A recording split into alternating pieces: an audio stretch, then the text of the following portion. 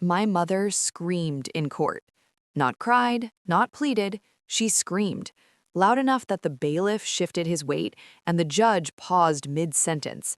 She pointed at me from across the courtroom and told everyone present that I was mentally unstable, that I had always been unstable, that I should never be allowed to control money, property, or my own future. She said I was dangerous to myself and others. She said the inheritance left to me was proof that I had manipulated an elderly woman who didn't know what she was doing. I didn't say a word. I sat at the respondent's table with my hands folded, my posture straight, my eyes forward. I wore my grandmother's pearl earrings, the ones she saved for special occasions. I focused on breathing evenly while my mother unraveled in front of a room full of strangers. Silence was not weakness. Silence was strategy. The hearing took place on a gray March morning in a county courthouse that smelled faintly of old paper and disinfectant. The judge, a woman in her mid-60s with silver hair pulled back neatly, listened without interruption. She had the kind of face that revealed nothing, but her eyes told a different story. They were alert, measuring, watching for inconsistencies.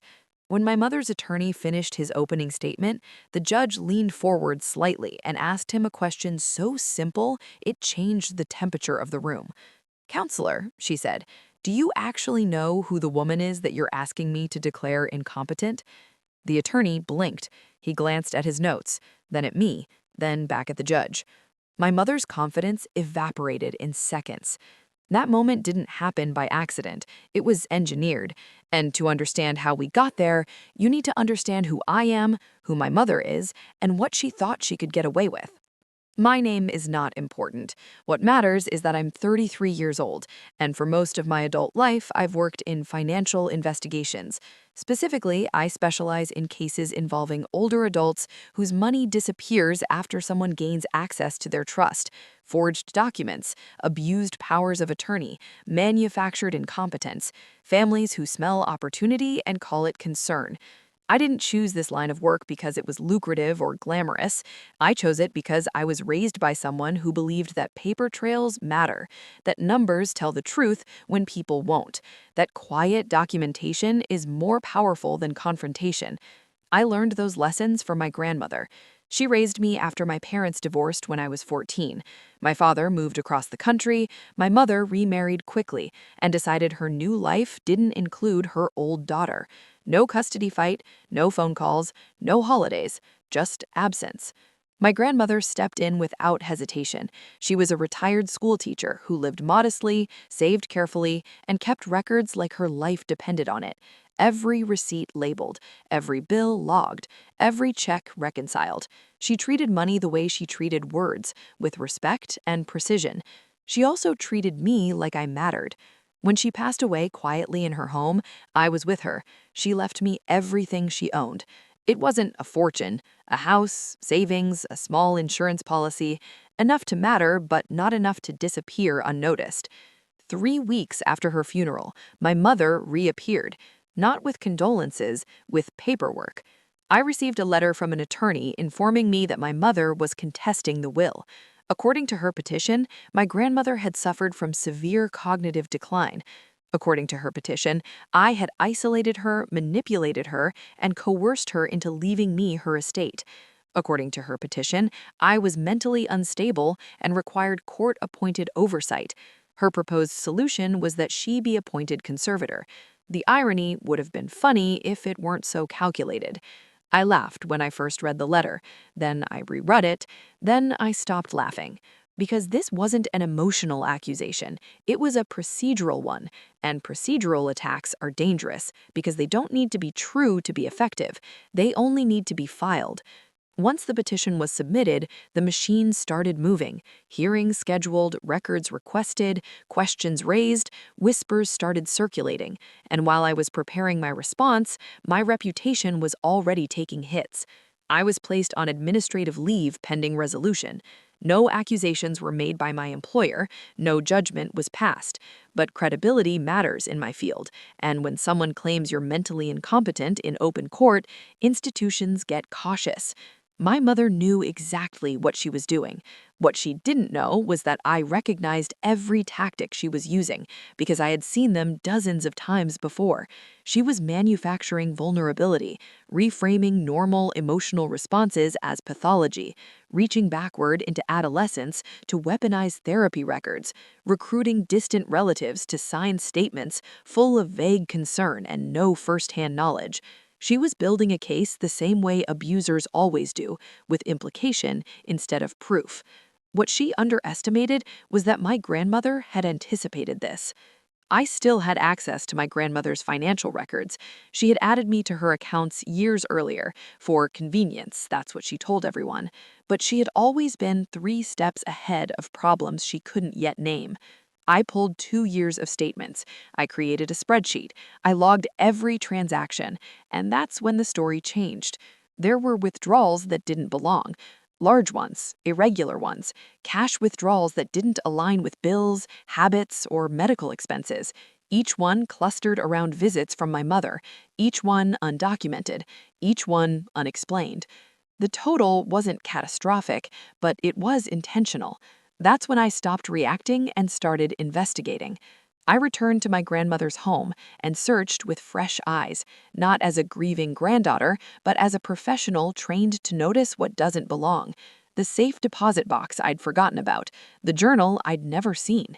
Inside it was a record my grandmother had kept quietly: dates, visits, requests for money, documents she didn't fully understand at the time she signed them, regret written between the lines, fear she never voiced out loud. She hadn't told me because she was ashamed. She thought being fooled meant she had failed. Instead, she documented everything. The power of attorney document my mother relied on was real in one sense and fraudulent in another. The signature was genuine. The notarization wasn't. The stamp belonged to someone who hadn't practiced in years. It wasn't subtle. It was sloppy. And it was criminal. By the time my mother stood in that courtroom screaming about my mental health, the case against her was already built. She just didn't know it yet. That's why I stayed silent. Not because I was afraid, not because I was overwhelmed, but because people reveal themselves when they think they're winning, and my mother had no idea that the woman she was calling incompetent had spent years dismantling cases exactly like hers. She thought silence meant surrender. She forgot who raised me. After the hearing was scheduled, my mother changed tactics. The screaming in court hadn't gone the way she expected. She had assumed volume would substitute for credibility. When it didn't, she pivoted to something quieter and more dangerous: isolation. Within a week, relatives I hadn't spoken to in years began reaching out, not with questions, with concern. Carefully worded messages asking if I was doing okay, if I was under a lot of stress, if maybe I should take some time away from everything. I recognized the language immediately. It was the same phrasing I'd seen in affidavits written by families trying to remove adult children from estates. Nothing accusatory, nothing specific, just enough implication to plant doubt. I didn't respond emotionally. I responded with timestamps. I started logging everything: every text, every voicemail, every email forwarded to my employer. I saved screenshots with metadata intact. I printed physical copies and stored them in labeled folders. I didn't confront anyone. Confrontation gives people the chance to revise their stories. Documentation preserves the first version. My mother also began showing up places she knew I'd be: the grocery store near my apartment, the pharmacy I used, once even the parking lot of my office building. Each time she acted surprised. Each time she tried to talk about reconciliation. Each time she asked about the estate. I declined to engage. Instead, I noted dates, times, and witnesses. It was around then that my employer requested a meeting. They were careful, professional. They emphasized that this was not disciplinary, that they trusted my work, that they simply needed clarification. Allegations of incompetence, even unfounded ones, required internal review. I understood. I came prepared. I brought medical records showing no history of incapacity, letters from colleagues, performance reviews, and most importantly, I brought a binder labeled simply "Estate Irregularities." I didn't accuse my mother. I laid out facts. I explained how forged notarizations work, how families exploit delayed reporting, how accusations are often timed to freeze assets, how the petitioner's behavior frequently escalates when challenged. I didn't ask them to believe me. I showed them why believing me was reasonable. The meeting ended quickly. I was reinstated fully within 48 hours. That outcome infuriated my mother. Her next move was more aggressive. She filed an emergency motion requesting immediate conservatorship, citing escalating behavior and financial recklessness. She included excerpts from old therapy notes I'd written as a teenager, notes describing anxiety, depression, grief. She framed them as evidence of lifelong instability. I read the filing carefully, slowly, twice.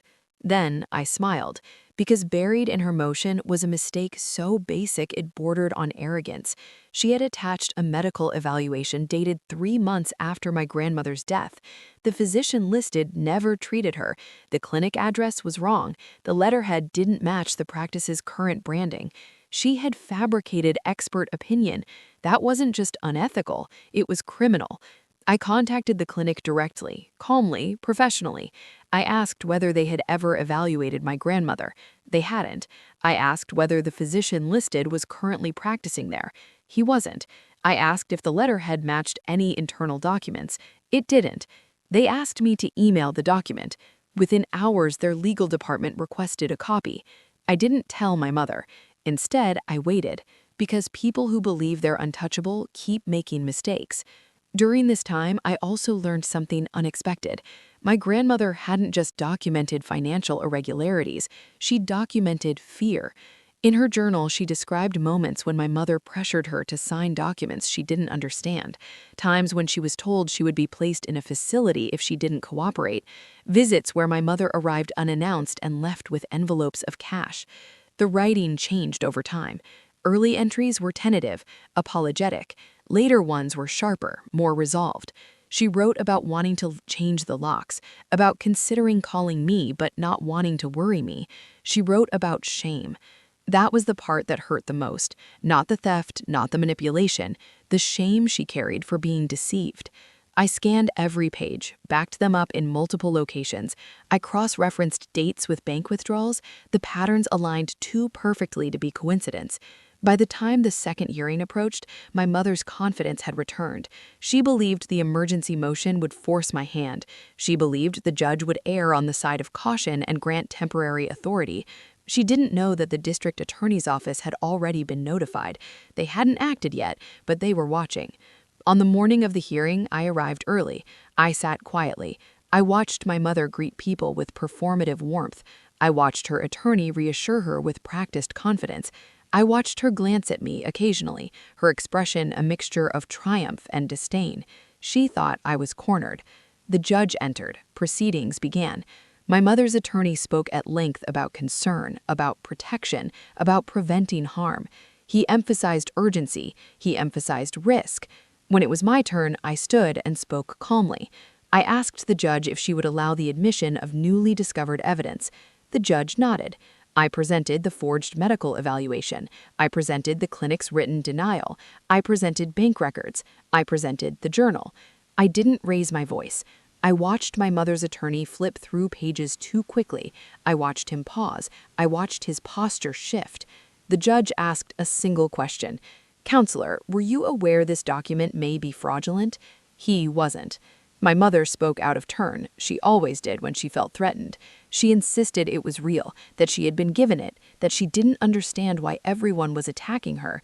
The judge raised a hand. Enough.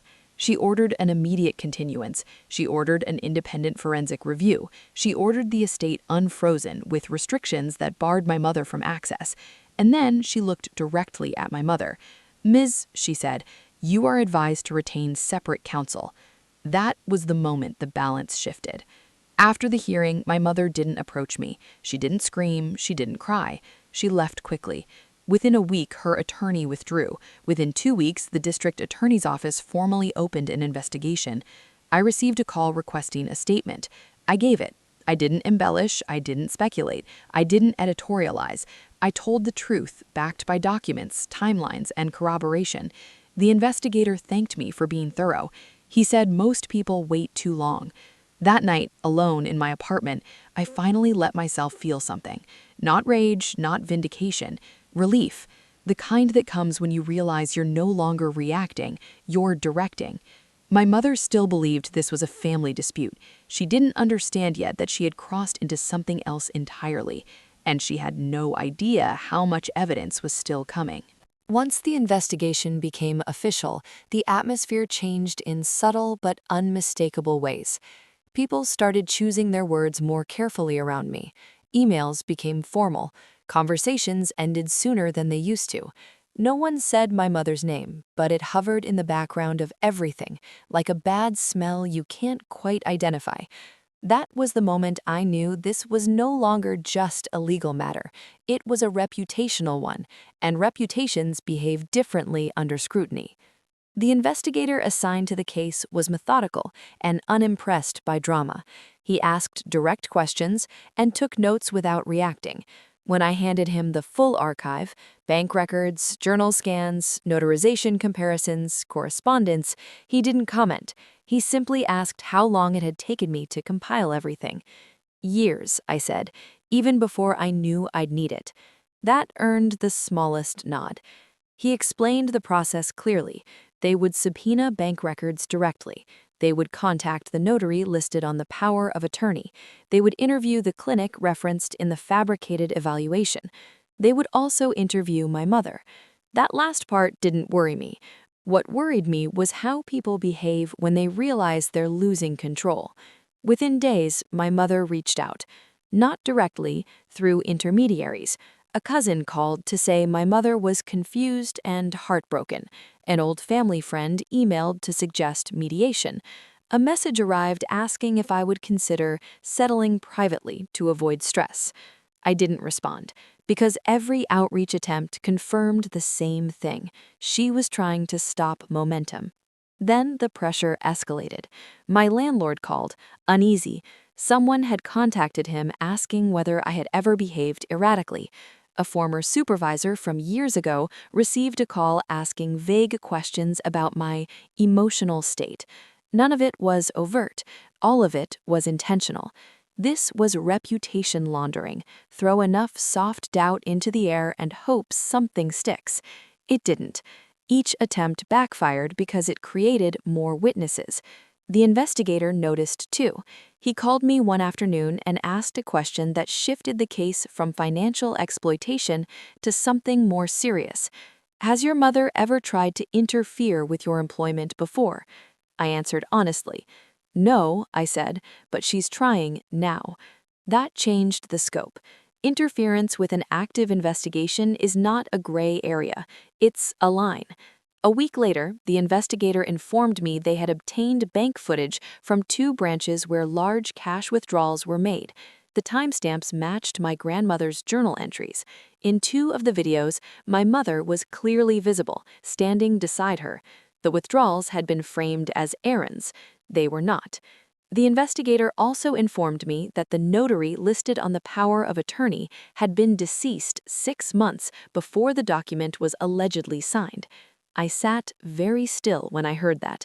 Fraud is one thing, forgery is another, but using the identity of a deceased professional to validate a document crosses into calculated criminality. The case was no longer about a disputed will, it was about exploitation. My mother was interviewed 2 days later. I wasn't present, but I received a summary afterward. She denied everything, claimed misunderstandings, claimed her mother had insisted, claimed the documents were given to her by someone else. She couldn't remember who. She also cried.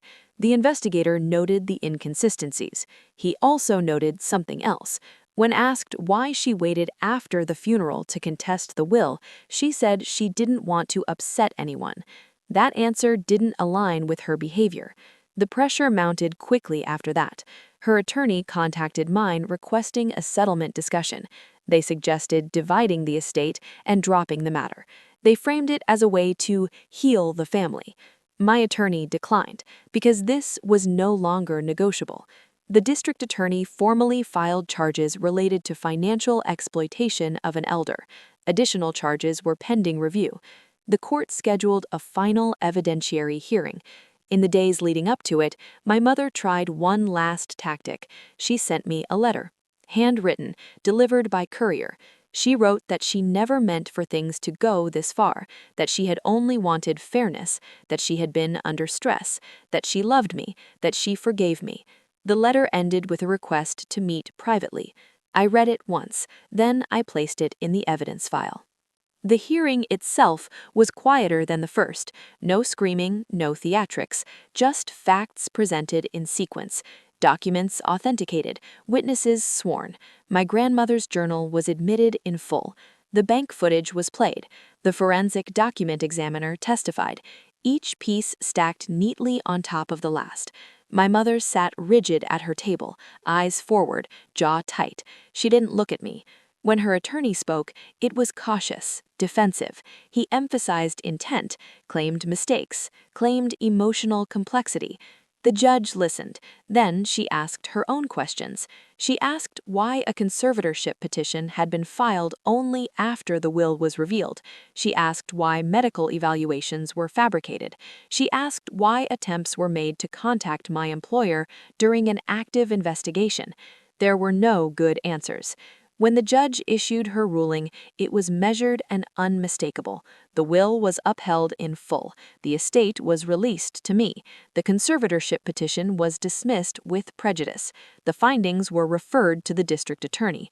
My mother was ordered to have no further contact with me outside of legal channels. She didn't react. She simply stared ahead, as if the room had narrowed to a single point. Outside the courthouse, reporters waited. Not many, just enough. I didn't speak. Silence had carried me this far. I wasn't about to abandon it. That night, alone again, I felt the weight of it all settle. Not triumph, not sadness, just gravity. This wasn't victory, it was resolution in progress. I knew what came next. Criminal proceedings move slowly. Accountability takes time. Relationships don't magically repair themselves. But the most important thing had already happened. The narrative had shifted. I was no longer defending myself. I was simply living in the truth. And my mother was finally facing consequences she could not talk her way out of. The criminal case moved forward the way serious cases usually do. Slowly, deliberately, without spectacle. There were no dramatic arrests splashed across the news, no viral clips, no public apologies, just paperwork, interviews, and the steady grind of accountability. My mother was charged with multiple counts related to elder financial exploitation, fraud, and falsification of legal documents. Her husband was named as a co-conspirator. They pled not guilty. I was not surprised. People who believe they are entitled rarely admit wrongdoing. They reinterpret reality until it fits their self-image. In her mind, I was still the obstacle, still the unreasonable one, still the problem. But the legal system doesn't care about self-image. It cares about records. During discovery, more evidence surfaced. Additional withdrawals, emails between my mother and her husband discussing timing and access, a draft document outlining how the estate would be handled once I was declared incompetent. My name appeared in those messages like an inconvenience, not a person. Reading them didn't hurt the way I expected. It clarified. There is a strange relief that comes with confirmation, the kind that replaces doubt with certainty. I hadn't imagined it. I hadn't exaggerated. I hadn't misunderstood. This had never been about concern. It had been about control. The trial took place nearly a year later. I testified once, calmly, clearly. I answered questions the same way I always had, direct, factual, unembellished. My job had trained me well. Emotion clouds memory, precision holds. My mother avoided looking at me throughout the proceedings. Her husband did not. He watched closely, measuring, calculating, still convinced, I think, that he could outmaneuver consequences. He was wrong. The verdict came back unanimous, guilty. Sentencing followed months later. Prison time, restitution, permanent financial restrictions. The judge spoke at length about abuse of trust, about how exploitation is most damaging when it comes from family. I didn't feel satisfaction. I felt finality. Afterward, people asked how I felt. Friends, colleagues, even strangers who had followed the case in the news. I gave different answers depending on who asked. The truth was simpler than any of them expected. I felt free, not because she was punished, but because the fight was over. The estate was fully transferred to me shortly after sentencing. I kept the house. I didn't change much. The creak in the hallway floor stayed. The faded paint on the porch railing stayed.